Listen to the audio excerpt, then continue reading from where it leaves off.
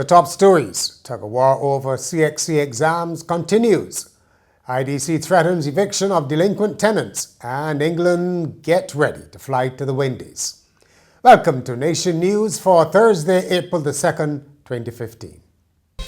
No matter where you are in the world, at home or abroad, Nation News keeps you connected with what's happening in Barbados through our website, video newscast, and online e-papers. So stay connected with Nation News. News, your time, your way.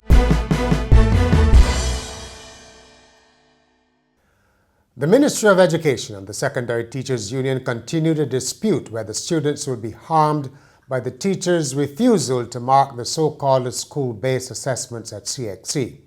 The ministry is adamant that students will be disadvantaged. The union says not so. It continues to argue that it is the responsibility of CXC to ensure the papers are marked and the students will not suffer. But in a new statement, the ministry told parents that neither the ministry nor CXC could mark the papers and it had to be done at the schools. The ministry said that if the students do not receive a grade, their pursuit of higher education will be in jeopardy. Some students have told Nation News that they are frustrated and concerned by the impasse. The man charged with murder in Monday's stabbing death has been remanded to prison until April the 30th. 37-year-old Rondi Ricardo Dabrio of Seaview Road, St. Philip, was not required to plead when he appeared in the District A Criminal Court in connection with the death of Erskine Gunning, who was 41.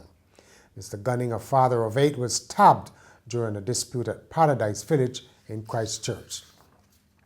It remains to be seen whether the cash-short Barbados Investment and Development Corporation will back up its words, but it is threatening eviction and other penalties for tenants with long-standing arrears. 43 of them, in fact, all in an effort to recover more than $11 million. CEO Sandra Trotman told a news conference that the measures will include notices to quit eviction and the non-provision of maintenance services.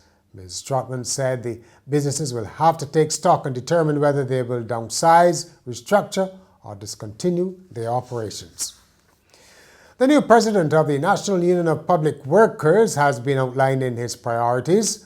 Akani McDowell, a 34-year-old government health promotion officer, says he will address the appointment of temporary workers as a first order of business and will seek to bring more young people into the union. Too many people in the public service have been complaining about not being appointed, and it is something that we definitely need to tackle as priority number 1, priority number 2, and priority number 3.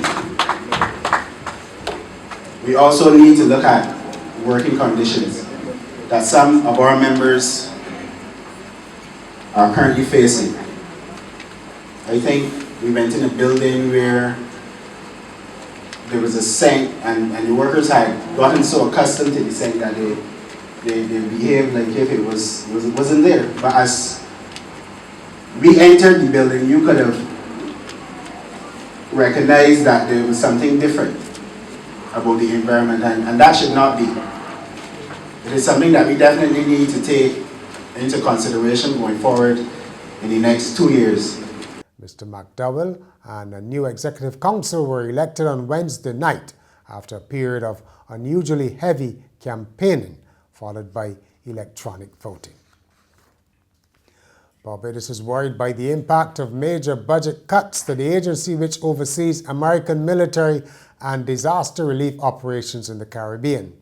Home Affairs Minister Adriel Brathwaite says the U.S. Southern Command has been a long-standing partner of the Caribbean Disaster Emergency Management Agency, SBAs, and was actually instrumental in providing financial support for the construction of its headquarters in Barbados. Mr. Brathwaite, speaking at the official handover of the office, said the cuts were coming at a time when the region needed the agency more than ever before. The minister said he was concerned given the difficulties Caribbean countries are having with drugs traffic and their vulnerability to natural and man-made disasters. Remember this name, One Republic. No, it has nothing to do with our constitutional status. It's the name of the Canadian band who will be the main draw at this month's Chum FM Breakfast in Barbados promotion. For 3 decades, the Canadian radio station has been flying some of its listeners here, and 230 of them will make this year's trip.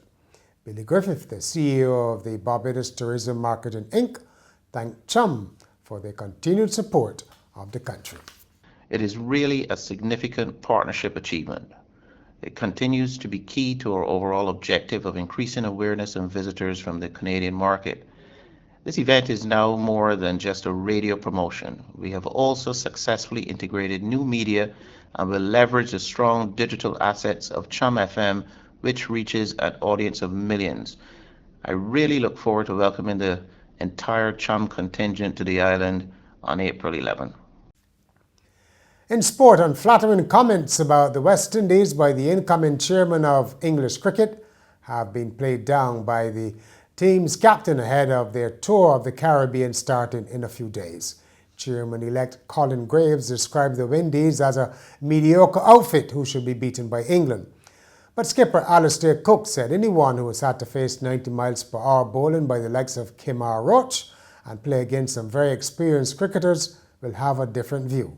To win any series away from home takes a huge amount of skill and effort, he said. England played 3 tests against the West Indies, with the third at Kensington Oval starting on May Day. And finally, guests at a wedding service in Brazil saw a triple when 3 identical sisters tied the knot together at the same ceremony. Triplets Rafaela, Rochelle and Tegian Binney, all 29, wore the same wedding dress and had the same hairstyle when they married their halves on Saturday. We should say they were halves? Anyhow, even the grooms, Rafael, Gabriel and Eduardo, were confused and identified their brides by the bouquet's color. And that's Nation News for Thursday, Monday, Thursday. For more news, log on to nationnews.com, as well as YouTube, Facebook and Twitter. And remember to pick up your Daily Nation on Good Friday or subscribe to our e-paper.